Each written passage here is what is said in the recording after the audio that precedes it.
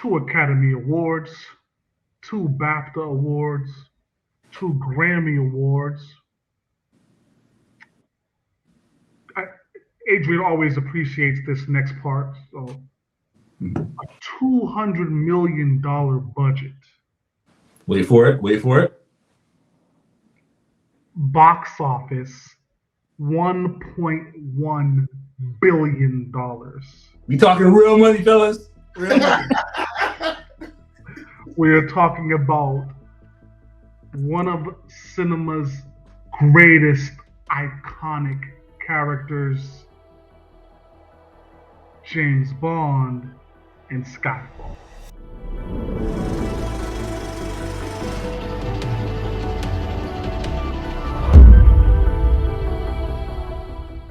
Allow me to start, fellas. Being that I dressed for the occasion. Yes. Yeah. So first, salute to Daniel Craig as my all-time favorite Bond. This movie was probably the best Bond movie I've ever seen. And I love. And you guys all know me. I love Bond movies. Bond is your favorite. Yeah. But this is my favorite Bond movie.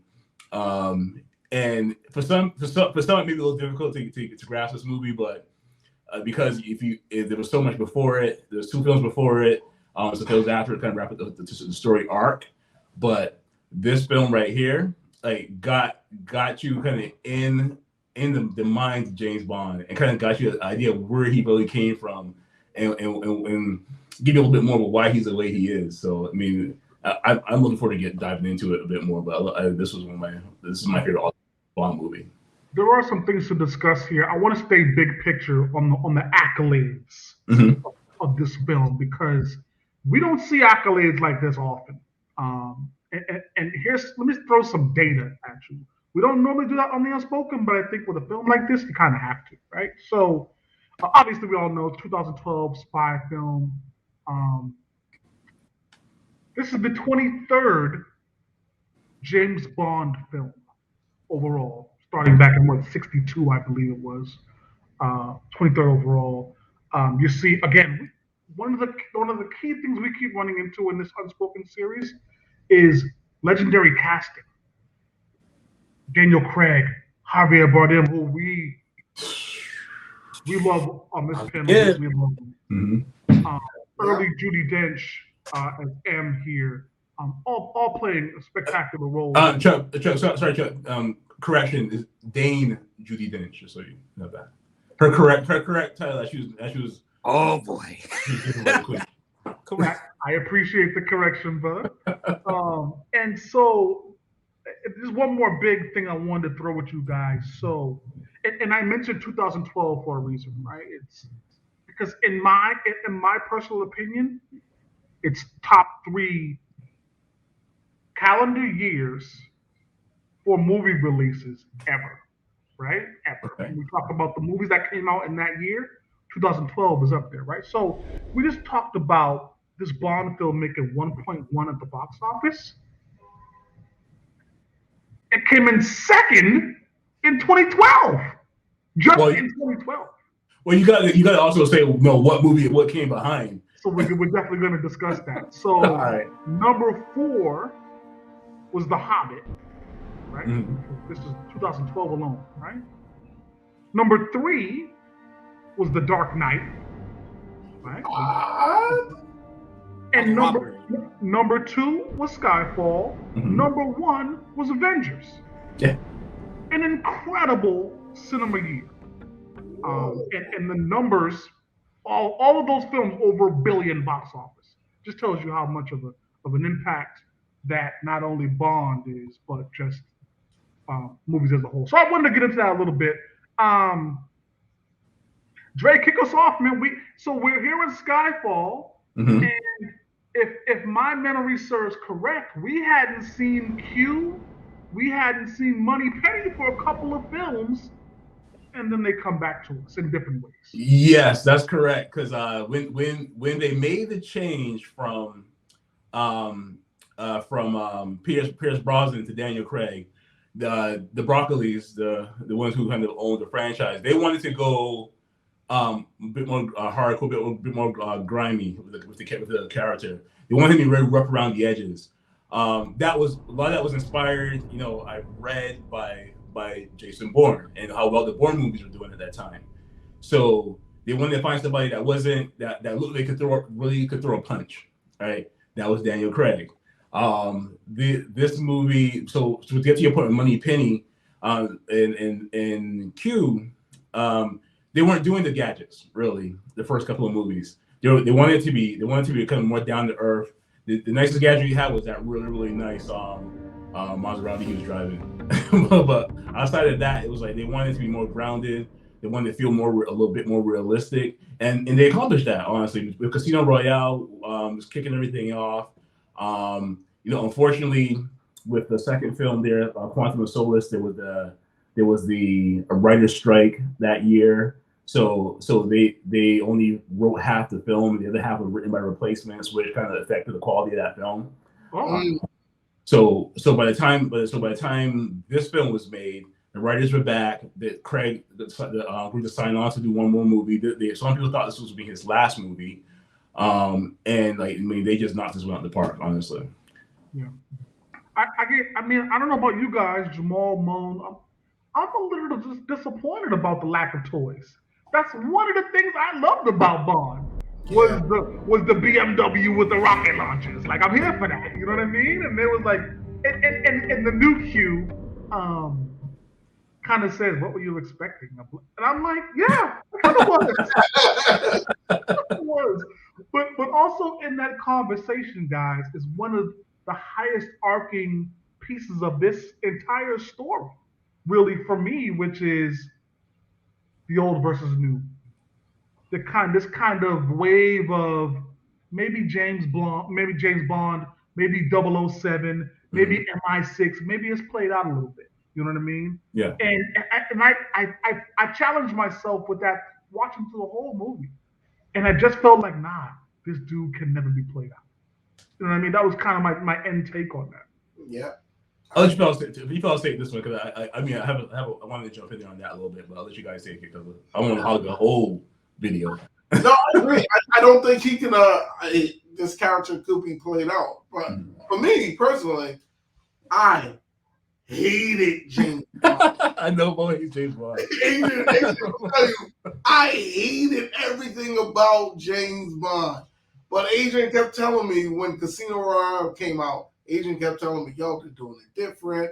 It's gonna be like he's starting off. Yep. It's not gonna be this all great, all powerful James Bond. He's gonna get beat up." And I was like, "Yeah, I believe it when I seen it." So when I seen it, I actually started to win. Skyfall is the one that made me go, "God, I love you, James Bond. I love you, Mr. Bond. I love you." So Skyfall is the one that made me actually fall in love with James Bond. So I really don't believe he could be played out, because now I went back and started watching the old ones, and I have a new respect for it because of Skyfall. So I don't think that character could be played out. I'm gonna go back to the '60s. The early, and now those are early Sean Connerys. That's what I remember. Right? Yes, they I'm were. gonna go back to the real goat. Huh? Which I feel is the real goat, Sean Connery. I mean, that's a legit conversation. That's the big debate for everyone. There's two people that they say it's either Sean Connery or it's Daniel Craig. Those are the two that everybody say are the best. You put a sir in front of that name, sir. Sir Connery. Put some respect on his name. So, can I just jump in here real quick? Of course. On that arc you were talking about, and Mom, I'm sorry if I'm cutting you off. So that was the whole point of this movie. Not the whole point, but one of the biggest points of this movie was that Bond's getting older. Like, we saw him when he first got started. Some years had gone by, right? And that's between the first movie and the third movie, and that scene where he's training and working out and trying to get back into the service, and when he finally clears the room and he collapsed on the floor, and I think all of us after we hit a certain age can feel what he's feeling, right? We're not out there balling 3, 4, 5 hours a day anymore, right? Yeah. it kind of hit home, like, you know, okay, he's not immortal, like he's getting older, and the fact that it was, like you said, the old and the new, that was like, you know, they're living in a world, that being Bond and M, they're living in the world where, you know, they're trying to retire M, like they're telling she's too old, you gotta retire. We're like, you know, they're passe, they're not the top toys anymore. So that was the point I wanted to make there, was just that, you know, that was really a key point to this film. So you mentioned the key point there, but I also feel like there's an underlying point here. At first, I sat down with the wife, we're watching the movie, and she says, "Oh, well, this is a movie about James Bond." The more I watch the movie, the more I say, "This movie's not about James Bond. Nope. This movie's about M. Mm-hmm. Yeah. This movie's about her transition, and you only understand that with her death, in my opinion, right? At the end of the film. Yeah. I questioned it all the way up until she died, and I realized at that point, damn, I spent the last 90 minutes watching her arc. Yeah. You know what I mean? From the villain going after her. He made no mistake about it. Hey, Yep. I'm going to kill him. Like that was it. She treated me a certain way. He built an elaborate plan to capture and kill him. That's what this movie was about. Yeah. But because we get so caught up in, oh, it's James Bond and double O's, and we assumed one thing, credit to the writers for really taking us on a whole different journey. There's really two different movies playing here. Agree. And I just want to say, M was a cold-hearted, you know what? I was gonna say, like, what she did to Silva, what she did to Bond, like she was getting the mission done. I don't care what I sacrifice for it. Yeah, and it started off with her saying, "Leave him." Look like when James Bond was like, "I gotta stop the bleeding." Leave him. And then she said, "Take the shot." With James Bond, I was like, "Oh my goodness, this lady is cold-hearted." Yes, and so part of me was like, she. The reason why he's going after her is all on her. Like she earned this. Like she screwed over too many people. And that scene where he takes his jaw out and his face collapses. Yeah. I was like, then you felt his pain. You were like, you know what? I get it now, Silva. Yeah. I get it now. Why you're the way you are. Dude, they always talk about those cyanide pills, like the tooth. I never really knew what it did, but man, that was bananas, man. Yeah, I'd go after it too. Definitely. Our love on the Unspoken series is, our love for Javier Bardem is, it's not understated. Everybody knows how we feel about him. Yeah. Right? When we first see him, here's another good thing about Bond films. They do a great job of introducing the villain to the story, right? It's never right away. You never hate that guy in the first 10 minutes, right? So let's go back a minute. Bond films, in the first 10 minutes of a film, you're gonna get all the action you can handle, right? Yeah. Every time. Yeah. Don't come to the theater late. You know what I mean? You would have missed a great scene. But they do a great job of bringing Bardem. Like, you've seen his effects from the film, but you haven't seen him yet.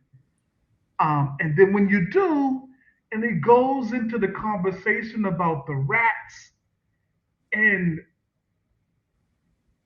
first off, that was an amazing story, right? About how the rats were all there, and you know, they captured them all and just left them to be. And it really goes into his level of villainy, right? Because any average street goon would have said, just kill all the rats. Who cares, right? Set them on fire. No. You manipulate the situation. You watch it, right? You let them eat themselves. This is crazy. He's changing the nature of the rats. No one else would have thought about this kind of thing. I'm definitely going to use that quote. I'm definitely going to use that. It's incredible. That story. 100%. I mean, the whole thing with the rat story was, you said, when you're thinking, right, you listen to the story, you're thinking, okay, so they're going to have the last rat eat the last two rats go at it and kill each other. No, don't do that. Let them loose into the woods. Now they only have a taste for rats. Oh. And it's like, I was like, as someone who hates rats, I find that gross and thrilling at the same time. Yeah. Now, I just want to point out his entry while he was telling that story, where he was walking up to him. I was just going to say that, boy. You got it. You got it. That's how you enter a room, enter a scene, reveal a villain. Man, they did that well. I'm going to do it from now on. Everybody else do it from now on. I'm just going to start talking as the door opens. I'll slowly walk up to you and tell my story, and just like add that level of intimidation to it. It was like he just started telling the story. He introduced himself. He didn't say his name. He didn't say hi to anybody. He didn't look at anybody. He was straight up on, started walking towards him and telling the story. It was rats. It forces you to pay attention. It forces you to pay attention for sure. It do. It draws your attention. You know what else I like about this guy is I always prefer a villain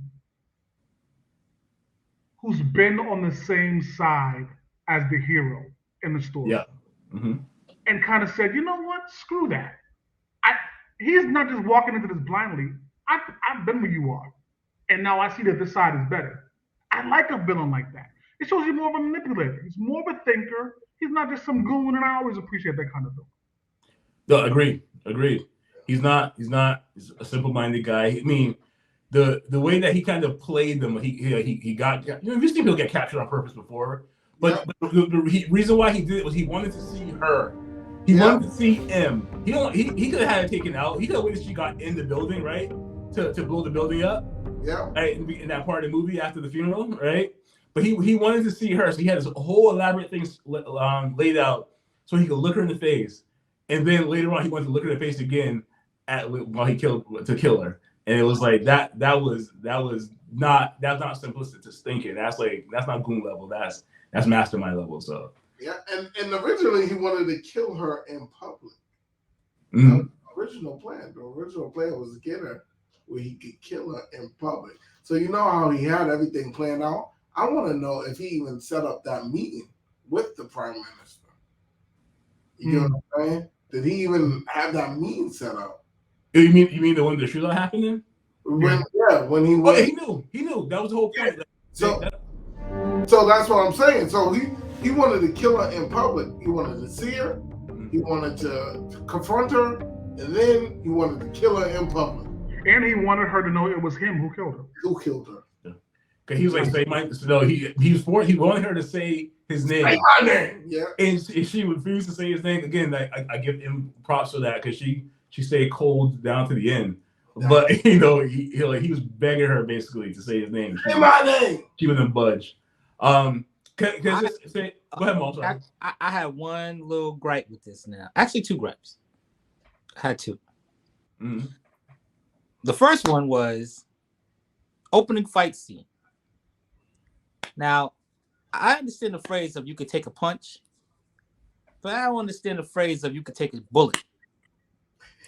Like when this dude gets shot, I needed a little bit more out of that, because you got shot, bro. Like, now we're talking about the scene where he's up on the train, or which yeah. He's using the crane or whatever, and he takes a bullet, and I'm like, okay, first of all, this dude that you dealing with, he's not a nobody. You know what I mean? Like he's a top level assassin, and you just got shot. You weakened right there, which I just felt like he could have put a little bit more pain into that scene.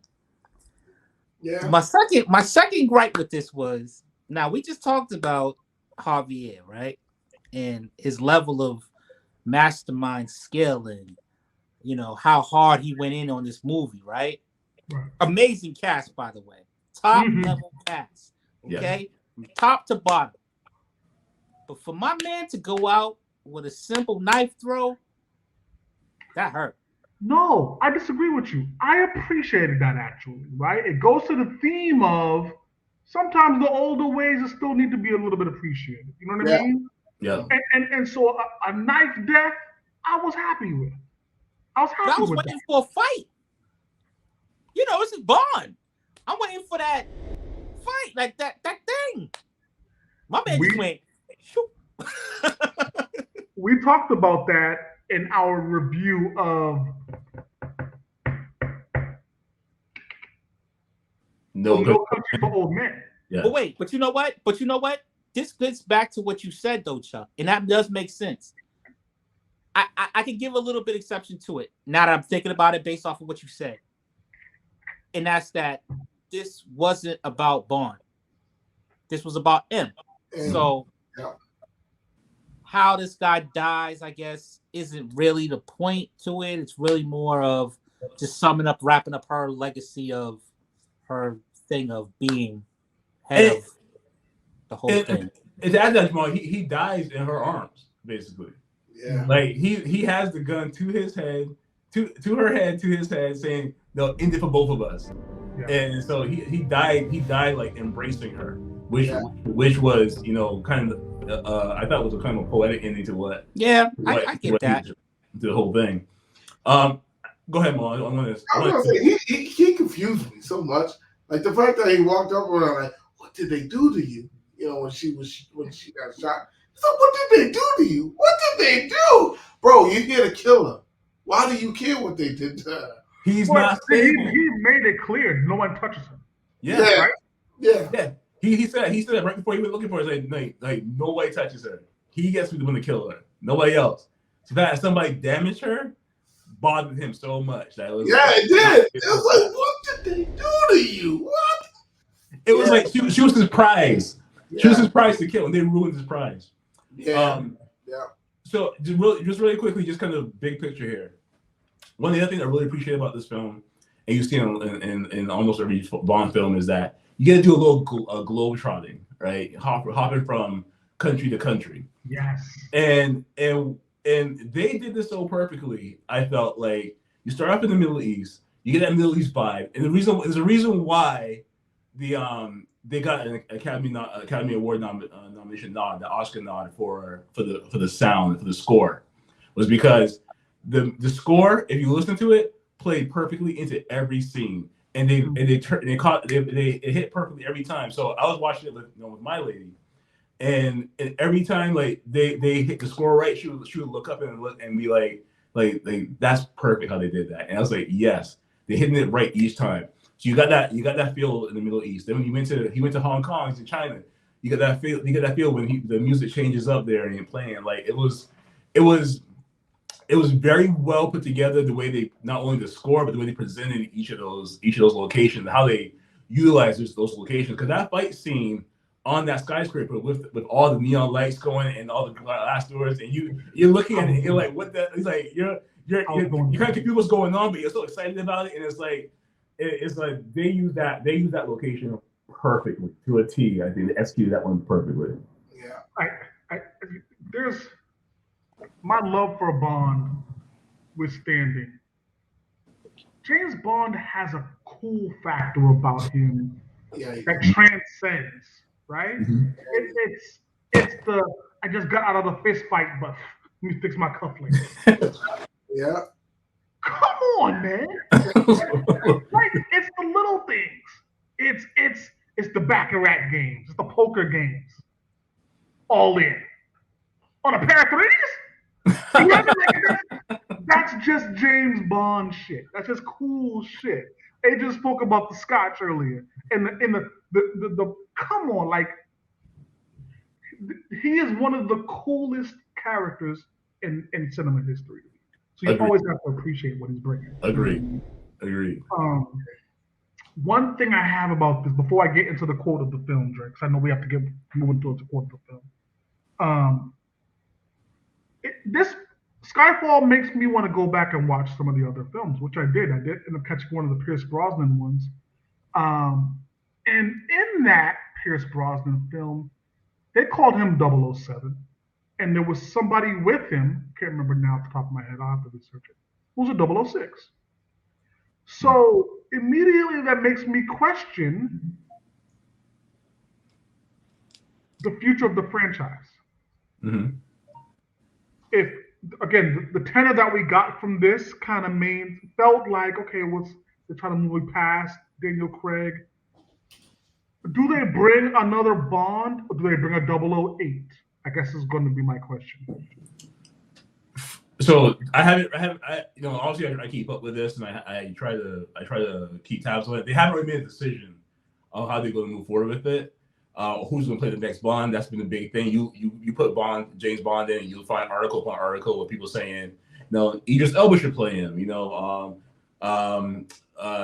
Cavill should play him, and like all these English actors that keep coming up. But I don't want to spoil for you if you guys haven't seen the last movie, No Time to Die. I was about to bring that up. I haven't seen it. So I won't spoil it, but they kind of addressed that a little bit in that film, because again, this was a whole arc from Casino Royale to No Time to Die. It's all one big huge arc that they put together there, and if you have a chance to see it, that will answer your question a little bit. Not final answer, a little bit once you see those last two films that came out after Skyfall, Spectre, and No Time to Die. I feel like you get a little clue in Skyfall. How so? Well, again, I don't want to give away anything. Well, we saw Skyfall. Let's talk about it. No, I mean for future movies going that you would probably want to watch.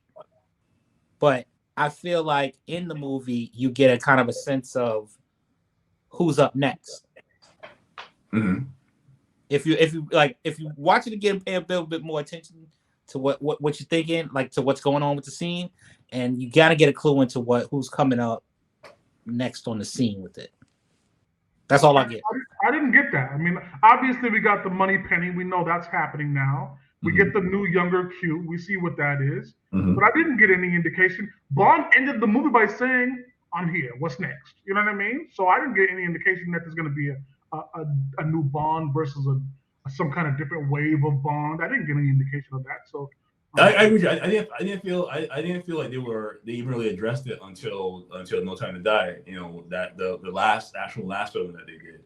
That was the one time I felt they really addressed it. Before that, it was more like, tabloids and news articles, about it, but not in the film itself. I didn't see that in the film, so I mean, maybe I missed it, but I didn't see it in the film myself. We are at that point of the episode where we get into the Springer quote of the film. Talk to us, Dre. All right. So we already addressed that, this film was heavily about M. And we all know that, Silva being the villain, and that's really the great thing about being a Bond villain, is that you get the best lines. You get better lines than Bond himself, because Bond will give you little jabs here and there. He'll give you little quick one-liners, but the villains usually have like the killer lines. And in this one, Silva says, "She sent you after me knowing you're not ready, knowing you will likely die. Mommy was very bad." So was the bad. But again, it encapsulates the film, the storyline. That if you paid attention, you saw what it was about. Great quote, Asia. I'm here for that quote. Let's get to our scoring. So we have never on this Unspoken series had a perfect film. We came close. We had a 4. I think that was the highest grade we've seen. Start us out, Jamal. Is Skyfall rated 1 to 5? Where are you giving your stars in this film? I'm gonna give this a solid 4. The what? Come on, bro! Listen. Let me tell you why. I'll tell you why. I only say it because, unfortunately, I don't think that this was Daniel Craig's best work. He's done amazing stuff, and he was good in this, but I don't think this was his best work. I'm a big fan of his since Layer Cake. That's what made me even. That's what because Sean Connery all the way, Sir Sean Connery. That's why you did it. No, not at all. After seeing Layer Cake, I was more than convinced. Like, oh yeah, okay, they made the right choice on who they have to come in next on this. But just watching this watching Skyfall in itself, I just say it wasn't his best acting on it, but overall it was a really good film. So, like I said, I'm gonna give it a 4. Adrian, there's a 4 on the board, brother. All right. So you mentioned Larry King. Chuck, you remember Larry King, right? I do. So I told Chuck about Larry King. I let him borrow my He DVD. definitely did. Like, He definitely and did. I said to him, just a quick point. Larry King, I was like, Chuck, you know what's funny about this movie? The main character doesn't even have a name. Like, you never hear his actual name in that movie. Chuck was like, no, that's not possible. And sure, I have to go back and watch it now. You'll be able to watch it. Go to the credits. They say Daniel Craig X is the name. They never say his name in that film. And they made a point of making sure people, no one said his name out loud. But that's okay. That's a different film. Different film. All right. So this film, like I said, in the very beginning, is my favorite Bond film. There was so much right about this film that it was hard to nitpick at things. From the score to the cinematography to the imagery. To almost the nostalgic feel of Bond. So for me, this film's a 5 all the way for me. Big My number. first 5. Woo, that's a big number. Moan, where are you? 1 through 5 on the scoreboard. 5. This is my first 5 as well. Yes, Wow. I'm giving it a 5. And Adrian did hint on it. The scoring was perfect on it. Like, there were some scenes where I was like, this, because I'm kind of a nerd. I go online and I listen to scoring in general. And there's a certain part where I was like, that's the scoring I've been listening to for like the past few years. And I was just like, I was done. But I'm giving it a 5. And that's for sure. That's why I'm mad at Maul, because this could have been our first all 5. Give Maul a chance to amend his number. Amend his vote. He knows he's wrong. He knows he's wrong in this. You're on mute, brother. Good. Leave him on mute. I will amend it if you can say to me that his acting was better in this movie than in Larry King. Oh, you can't combine. That's not fair. Oh, boy, No. You're looking for this to be a 5-star movie. I'm saying that the acting ability in this had to be perfection. I would say so, because you got to see his reaction to going back home to his parents dying. You got to see him feeling left out in the cold by M, right? You got to see him coming back and feeling like he's almost back to being his regular self. And then there's that scene where you got to see a more human side of him, right? When the elevator's going up, he runs to the elevator, grabs onto the elevator, rises up. You ask myself, why is he riding this elevator? Why would he do that? Like, versus taking the next elevator. He was feeling old. He wanted to prove himself he could still do stuff like this. You got to see different layers of Bond in this movie. I thought like the acting definitely hit for Craig on this one. I'm still going to 4. Useless. We're talking about, we have one of the greatest characters in cinema history in James Bond. We have arguably top 10, top 20 cinema villain of all time. You guys have mentioned the scoring. The story writing is impeccable.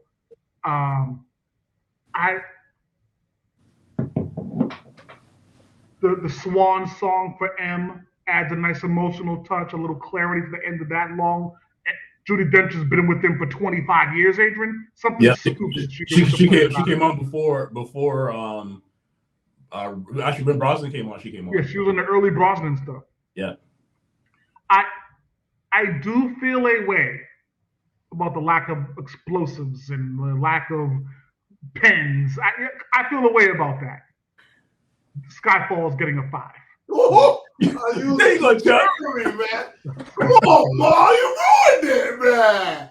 I knew it. I said all of us could have had a 5 finally, and you go and ruined it because you biased to Sir. I can't even think of his name right now. I'm so flustered. Sir Sean Connery. Sir Sean Connery. Oh man, it's horrible, man. We have officially officially spoken. We're this close Oh! to getting a classic. Skyfall is obviously a must-watch film. We'll continue our search for the perfect movie. So until the next episode, this is your boy Charles Jones. I'm Supermo.